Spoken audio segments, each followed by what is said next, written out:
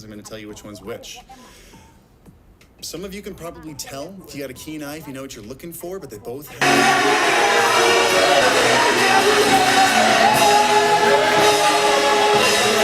colors. They both have good range. But one on your left is my Lumix camera. The one on your right webcam is so good.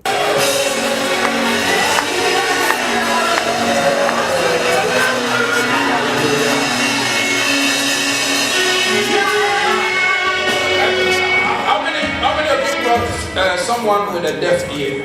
I'm going to talk You brought someone with a deaf ear. Or you yourself. Footage and decide for yourself. Your brother. This webcam with a bunch of other webcams, just so you can see for yourself. I'm going to keep my voice because again, this is a sponsored video and that would be fun side by side.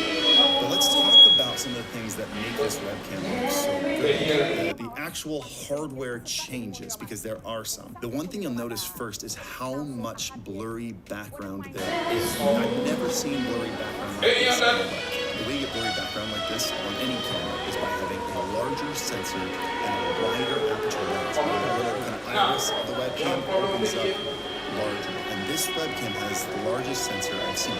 And a lot of these videos, they share the sensor size, which is 1/1.3 inches. And that doesn't mean anything unless you know what the other ones are. So I made this graphic here to show the sensor size. It's a bunch of comparable webcams, and I put them in the decimal form so you can actually see the difference in size. You can see how much larger this is than the typical sensor size of a lot of webcams coming out this year.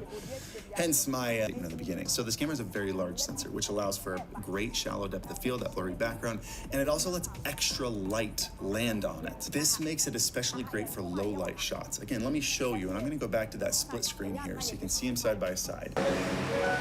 This is what it looks like without any lights. I have no lights in front of me right now, only lights behind me. And you can see lots of times when the webcam uses lights, it loses a lot of...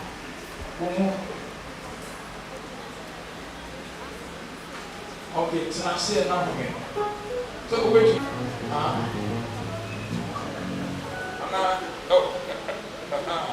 Now for me. Father, in the name of Jesus, we call it done.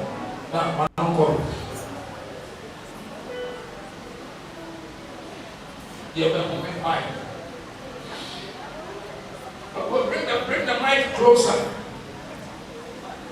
Bring it closer. Bring it closer.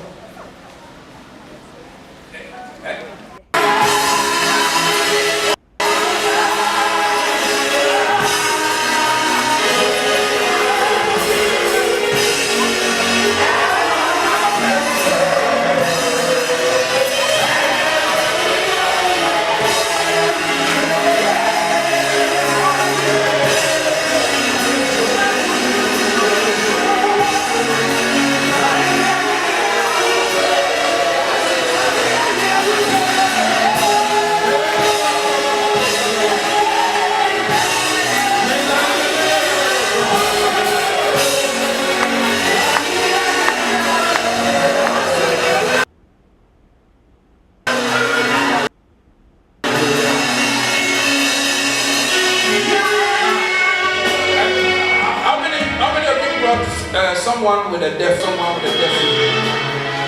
or you yourself.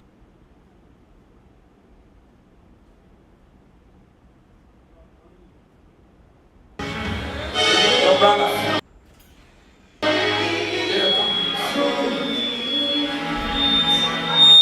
That's your brother. You think what? And it kind of gets mushy. You can see I'm not well lit. This isn't a good looking shot, but the colors maintain, the quality maintains itself, and a big part of that is due to the sensor. Another reason this webcam looks so good is because it's so sharp, but it doesn't look like digital sharpness. Like you crank up the sharpness slider, it looks like optical sharpness. It looks like it's got a sharp lens on it. And when you combine that with the extra blurry background, that's when you get that extra pop, that kind of distance separation between you and the background, which is what makes the shot look so dynamic sometimes. It's also built incredibly well. The whole thing is made out of a pretty heavy metal material. The mounting magnets on the bottom and the side are insanely strong. It just feels good to hold.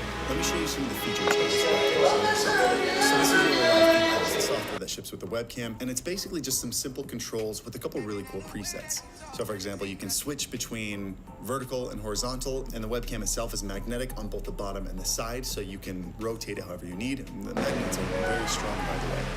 You can change the frame rate for anywhere from 24 to 60 frames per second. Sharpness, contrast, saturation, all things are here. But you have these presets where you can make it look more like a Sony or more like a Canon or more like a neutral color. And I thought the Sony one looked the best in my lighting, in my situation. They also have this thing called vignetting. I believe the whole time in this video that on the edges of the sensor and the lens, you get kind of darker spots. It's called vignetting. And if I turn this up, you can see Bring the mic closer. it brightens those back up and it makes it look a lot Bring it nicer. closer. Bring it Personally, closer. I'm kind of a fan of keeping it off. I think you get a slightly different tone in the background than myself, and I get a little bit more separation between me and the room behind me. Also, maybe it's because the room's a huge war zone right now. I decided to do construction yesterday. Depending on your room.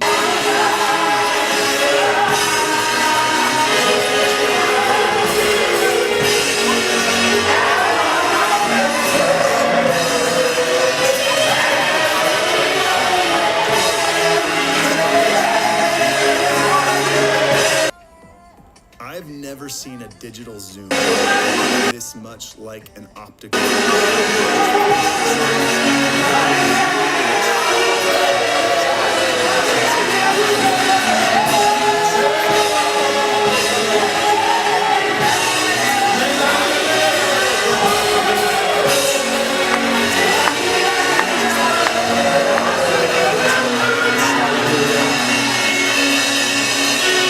And I was gonna totally brush over it, but they got rid of that. You don't have to anymore. You can just use it. Let me show you what it does. It's gonna test out different exposures, and you can pick the exposure you want. White balancing and color options. How many of you brought someone with a deaf The ear? right looks a little bit too bright. You brought someone with a deaf ear? Or you yourself? Color options here. And then once you Your brother?